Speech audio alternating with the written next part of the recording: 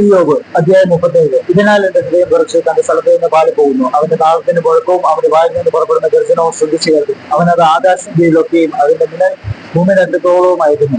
അതിന്റെ പിന്നാലെ ഒരു മുഴക്കം കേൾക്കുന്നു. അവൻ തന്നെ മഹിമാനാദം കൊണ്ട് ഇടിമുഴക്കുന്നു. അവന്റെ നാദം കേൾക്കുമ്പോൾ അത് തടുക്കുന്നില്ല. ദൈവം തന്റെ നാദം അതിശയമായി മുഴക്കുന്നു. നമുക്ക് ഗ്രഹിച്ചുകൂടാത്ത മഹാകാര്യങ്ങൾ ചെയ്യുന്നു.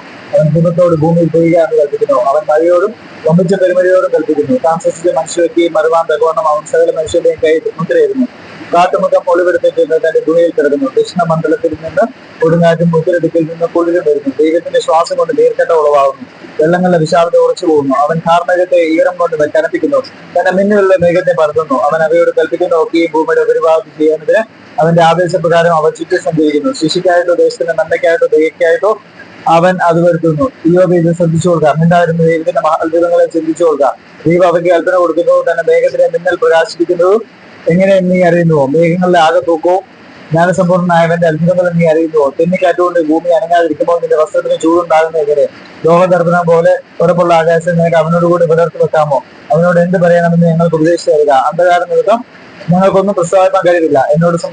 എനിക്ക് സംസാരിക്കണം എന്ന് അവനോട് ബോധിപ്പിക്കണമോ? നാശത്തിന് ഇരയായി തീരുവാൻ ആരാനും ഇച്ഛിക്കുമോ? ഇപ്പോൾ ആകാശത്തിൽ വെളിച്ചം ശോഭിക്കുന്നത് കാണുന്നില്ല. എങ്കിലും കാറ്റ് കടന്ന് അതിനെ തെളിവാക്കുന്നു. വടക്ക് നിന്ന് സ്വർണ്ണശോഭ പോലെ വരുന്നു. ദൈവത്തിന്റെ ചുറ്റും ഭയങ്കര തേജസ്സുണ്ട്. സർവശക്തിയോ നാം കണ്ടെത്തുകയില്ല. അവൻ ശക്തിയിൽ അത്യുന്നതനാകുന്നു. അവൻ ന്യായത്തിനും പൂർണ്ണ നീതിക്കും ഭംഗം വരുത്തുന്നില്ല. അതുകൊണ്ട് മനുഷ്യർ അവനെ ഭയപ്പെടുന്നു. ജ്ഞാനികൾ എന്ന് ഭാവിക്കുന്നവരെ അവൻ കടാക്ഷിക്കുന്നില്ല.